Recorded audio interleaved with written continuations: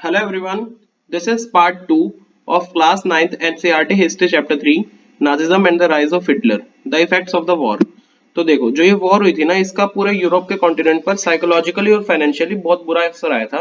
Europe ना पहले continent of creditors होता था, मतलब पैसे देने वालों में से था। अब यूरोप बन चुका है डेप्टर्स में से, पैसे मांगता है अब यूरोप।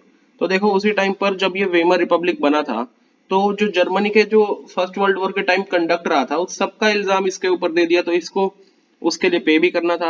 ये रिपब्लिक को ही ब्लेम किया जा रहा था वॉर गिल्ट के लिए भी, कि वॉर में जो हमारे आपके कारण ही आ रहे हैं, तो पूरा जो देश की बेइज्जती हुई है उसका ब्लेम भी इसके ऊपर ही था। और साथ ही साथ कंपनसेशन पे करना था वीमर रिपब्लिक को, तो फाइनेंशियली भी बिल्कुल ही लाचार था वीमर रिपब्लिक।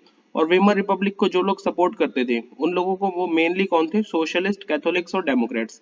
तो ये ना कंजर्वेटिव नेशनलिस्ट सर्कल्स में या मतलब आम जगहों पर ना अटैक के लिए टारगेट बन जाते थे और इनको मोक करते थे लोग, मतलब चिढ़ाते थे नवंबर क्रिमिनल्स कह के। तो ये जो माइंडसेट था ना उस टाइम पर लोगों का, इससे काफी पॉलिटिकल डेवलपमेंट्स अर्ली 1930s की हुई है। फर्स्ट वर्ल्ड वॉर जो थी ना उसका यूरोपियन सोसाइटी और यूरोप की पॉलिटिक्स पर काफी इम्पैक्ट रह गया था। अब सोल्जर्स को ना सिविलियन से ऊपर रखा जाता है, ज्यादा वैल्यू मिलती है। पॉलिटिशियंस या फिर प्रचारक जो भी थे उन्होंने इस बात पर ज्यादा स्ट्रेस दिया कि मैन को ना अग्रेसिव होना चाहिए, गुस्से वाला होना चाहिए, स्ट्रांग होना चाहिए, मैस्कुलिन, थोड़ा मर्दाना होना चाहिए। और मीडिया ने भी उस टाइम पर ट्रेंच लाइफ को ग्लोरीफाई करना शुरू कर दिया था। ट्रेंचेस के बारे में हम फर्स्ट पार्ट में जान चुके हैं, फर्स्ट चैप्टर में भी जान चुके हैं।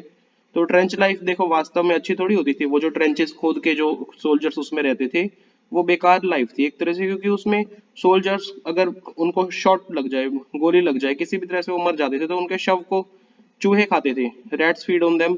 तो पॉइजनस गैसेस भी उसमें होती थी और एनिमी बमबारी भी कर देते थे। और उस टाइम पर ना सोल्जर्स अपनी रैंक्स घटते हुए देखते थे, उनकी रैंक्स घटती थी वॉर में।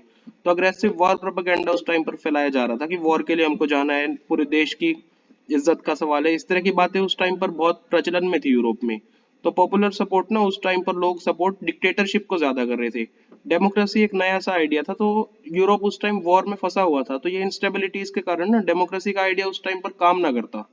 तो देखो ये जो political radicalism and economic crisis, तो ये जो वेइमर रिपब्लिक नया नया बना था ना इसके साथ ही एक और लीग बनी थी, ऑर्गेनाइजेशन, स्पार्टासिस्ट लीग। तो स्पार्टासिस्ट लीग ना बोल्शेविक रेवोल्यूशन जैसे रशिया में हुई थी ना उस तरह से काम करती थी, उसी पर बेस्ड थी। तो जैसे देखो वर्कर्स के सोवियत्स होते थे या फिर सेलर्स होते थे।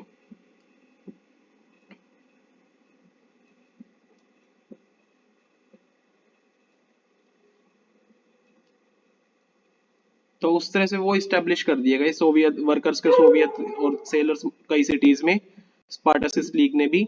तो पॉलिटिकल एटमॉस्फेयर उस टाइम पर जो बर्लिन का था ना उसमें भी सोवियत स्टाइल की गवर्नेंस हो रही थी ज्यादातर।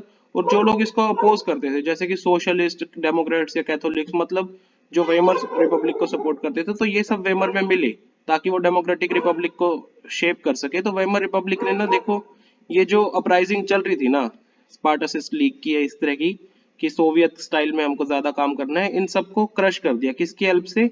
एक वॉर वेटरन्स ऑर्गेनाइजेशन थी, मतलब युद्ध में जो एक्सपर्ट दिग्गज थे ना उनकी हेल्प से बनी हुई एक ऑर्गेनाइजेशन, फ्री कॉप्स नाम की। इसकी हेल्प से वेमर रिपब्लिक ने इनको हटा दिया था। तो स्पार्टासिस्ट अब गुस्सा हो गए थे, तो इन्होंने बाद में देखो कम्युनिस्ट पार्टी ऑफ जर्मनी बना दी। अब कम्युनिस्ट और सोशलिस्ट जो थे वो ना एक तरह से कट्टर विरोधी बन गए थे एक दूसरे के, और हिटलर के अगेंस्ट साथ में काम करने के लिए उनको कोई भी रीजन नहीं मिल रहा था। तो दोनों देखो ये जो रेवोल्यूशनरी और मिलिटेंट नेशनलिस्ट होते थे वो रेडिकल सॉल्यूशंस ढूंढते थे, मतलब ज्यादा उग्र होते थे। पॉलिटिकल रेडिकलाइजेशन, उग्रवाद उस टाइम पर ना इकोनॉमिक क्राइसिस के टाइम बढ़ रहा था। तो जर्मनी ने देखो वॉर भी लड़ी थी, तो वो लोन पर लड़ी थी, लोन लिए थे। तो उनको देखो जो भी लोन लिए थे ना या फिर वॉर में जो भी उनका बैड कंडक्ट था उसके लिए उनको पेमेंट करनी थी ना, वॉर रेपरेशंस वगैरह, वो सब उनको गोल्ड में देनी थी। तो इससे उनका गोल्ड का रिजर्व भी कम हो गया, कि इतना कम हो गया कि ये रिसोर्स उनके लिए स्कार्स हो गई, मतलब बहुत कम हो गई थी 1923 में ना। जर्मनी ने ये फिर पेमेंट करने से मना कर दिया, तो फ्रांस ने उनका एक लीडिंग इंडस्ट्रियल एरिया रूहर, इसको कब्जा लिया ताकि वो उनका कोयला ले ले। तो जर्मनी ने देखो रिटेलिएट तो किया, थोड़ा सा रेजिस्ट किया, और उन्होंने अपनी खुद की पेपर करेंसी प्रिंट करनी शुरू कर दी ताकि वो थोड़ा सा ये जो उनका पॉलिटिकल स्टेबिलिटी आए। तो उन्होंने काफी जो पेपर करेंसी प्रिंट की ना, तो इससे क्या हुआ, जर्मन मार्क काफी गिर गया। अप्रैल में तो देखो यूएस डॉलर जो होता था ना वो 24,000 मार्क्स के इक्वल होता था, जर्मनी की करेंसी के इक्वल, मतलब एक यूएस डॉलर में 24,000 मिल जाती थी। लेकिन जुलाई में देखो 3,53,000, एक यूएस डॉलर में 3,53,000 मार्क्स मिलेंगे। लेकिन अगस्त में और ज्यादा बेकार हो गया, 4,621,000 या फिर 46,21,000 मार्क्स मिलेंगे। और दिसंबर में तो बहुत ही ज्यादा खराब हो गया, 98,860,000 मार्क्स, या फिर कह लो आप 9,88,60,000 मार्क्स। तो ये फिगर इस तरह से ट्रिलियंस में पहुंच गया। तो देखो ये मार्क की वैल्यू जो थी उस टाइम की करेंसी पे जो थी रशिया की, उसकी वैल्यू गिरती जा रही थी। तो जो गुड्स के दाम थे ना वो बढ़ते जा रहे थे। तो किस तरह से देखो उस टाइम पर जर्मन्स को रिप्रेजेंट कर रहे थे। जर्मन्स ना अपने अ, इस तरह की इमेजेस काफी सर्कुलेट हो रही थी कि जर्मन्स ना अब बहुत सारा पैसा लेकर सिर्फ एक लोफ ऑफ ब्रेड खरीद रहे हैं। तो पूरे वर्ल्ड में इस तरह की सिचुएशन पर इनको सिंपैथी भी काफी मिली थी। तो ये क्राइसिस जो आया था ना, इसको नाम मिला हाइपर इन्फ्लेशन का, एक सिचुएशन जिसमें प्राइसेस बहुत ही ज्यादा बढ़ जाते हैं। इवेंचुअली देखो इसको थोड़ा सा हेल्प करने के लिए अमेरिकन ने इंटरवीन किया और जर्मनी को इस तरह के क्राइसिस से बाहर निकाला। कैसे? उन्होंने इंट्रोड्यूस किया था डेव्स प्लान। तो इसने देखो जो रेपरेशन की टर्म्स थी, मतलब जो जर्मनी को पे करना था ना पैसा, उसकी थोड़ी सी टर्म्स को रिवाइज किया, थोड़ा सा ठीक करा ताकि जर्मन्स के ऊपर से फाइनेंशियल बर्डन घट जाए। द ईयर्स ऑफ डिप्रेशन, तो ये जो ईयर्स है ना 1924 से 1928 के, इसमें कुछ स्टेबिलिटी आई थी। लेकिन ये स्टेबिलिटी पक्की सी नहीं थी। जर्मन इन्वेस्टमेंट जो होती थी या फिर इंडस्ट्रियल रिकवरी जो होती थी ना, वो पूरी की पूरी शॉर्ट टर्म लोन्स पर डिपेंडेंट थी। और वो लोन किससे मिलता था? यूएसए से। तो ये यूएसए का सपोर्ट भी तब हट गया जब वॉल स्ट्रीट एक्सचेंज क्रैश कर गया 1929 में। तो ये जो प्राइसेस उस टाइम पर घटे थे ना, तो इसके कारण लोगों ने अपने शेयर्स को बेचने की बहुत कोशिश की। तो एक ही दिन में 24 अक्टूबर के दिन पे क्या हुआ देखो, 13 मिलियन शेयर्स बेच दिए उस एक ही दिन पर। तो ये एक ग्रेट इकोनॉमिक डिप्रेशन की स्टार्ट थी। तो अगले 3 सालों में देखो 1929 से 1932 में जो नेशनल इनकम जो थी ना यूएसए की, वो आधी से भी ज्यादा गिर गई। आधी गिर गई लगभग, फैक्ट्रीज बंद कर दी गई, एक्सपोर्ट्स कम हो गए, फार्मर्स भी देखो इससे काफी तंग थे। और जो पैसे लगाने वाले थे मार्केट में, उन्होंने भी अपना पैसा निकाल लिया। तो इसके कारण देखो ये जो रिसेशन आया था ना यूएसए की इकोनॉमी में, ये पूरी दुनिया में ही फील हो रहा था, पूरी दुनिया में इस तरह से मंदी आ गई थी। तो जर्मन इकोनॉमी इस तरह से इकोनॉमिक क्राइसिस से बहुत बुरी तरह से तंग हो गई थी। तो 1932 में इंडस्ट्रियल प्रोडक्शन जो थी 1929 के लेवल से कंपेयर करें तो 40% गिर गई थी। वर्कर्स ने अपनी जॉब खोनी पड़ गई थी या फिर कम पैसों पे काम करना पड़ गया था।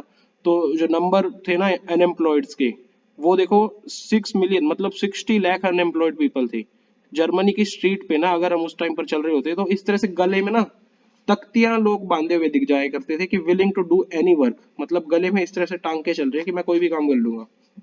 तो अनएम्प्लॉयड यूथ क्या करते थे, वो ऐसे ही किसी स्ट्रीट के कॉर्नर पे बैठ के कार्ड्स खेल लेते थे, या फिर लोकल एम्प्लॉयमेंट एक्सचेंज, थोड़ा काम मिल जाए, इधर ही खड़े रहते थे।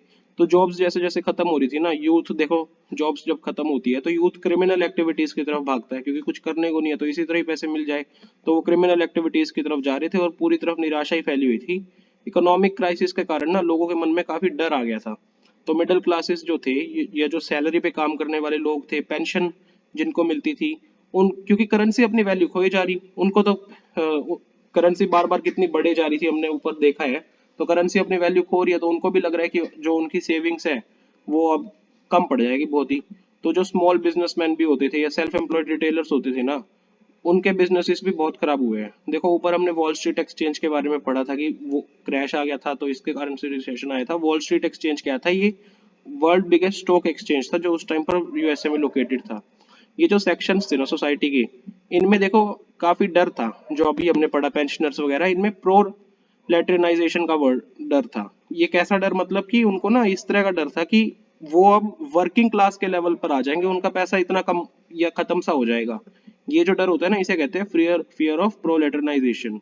तो देखो, या फिर वो अनएम्प्लॉयड के लेवल पे आ जाएंगे। सिर्फ जो ऑर्गेनाइज्ड वर्कर्स होते थे ना, जिनको मतलब काम मिला हुआ था, वही अपने थोड़ी सी ठीक से स्थिति में रहते थे। लेकिन अनएम्प्लॉयमेंट क्योंकि इतनी बड़ी हुई थी ना, तो उनकी भी बार्गेनिंग पावर कम हो गई थी, उनको भी कम पैसों में ही काम करना पड़ता था।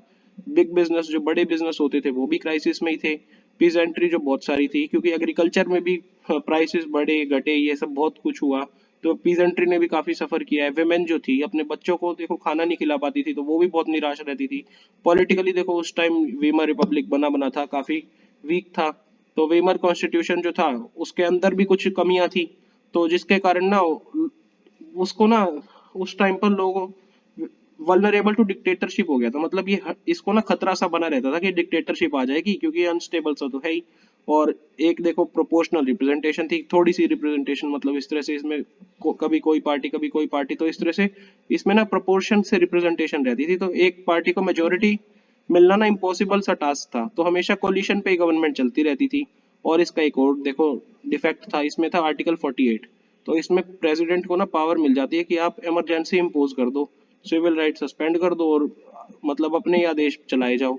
तो देखो बहुत कम टाइम में ही ना वेमर रिपब्लिक ने मतलब 239 डेज में ही अलग अलग 20 डिफरेंट कैबिनेट्स देख लिए। तो इतनी इंस्टेबिलिटी थी, और आर्टिकल 48 बहुत ज्यादा यूज हो जा रहा था, तो एक क्राइसिस को मैनेज नहीं किया जा रहा था, तो लोगों को ना विश्वास इस पार्लियामेंट्री सिस्टम में से हट गया था। तो कोई सोल्यूशन ही नहीं मिल रहा था ना, क्योंकि पार्लियामेंट्री सिस्टम में से। तो देखो आगे से अब नेक्स्ट पार्ट में करेंगे हम हिटलर्स राइज ऑफ पावर। अभी इस पार्ट को हम यहीं पे कंक्लूड कर रहे हैं। Thank you.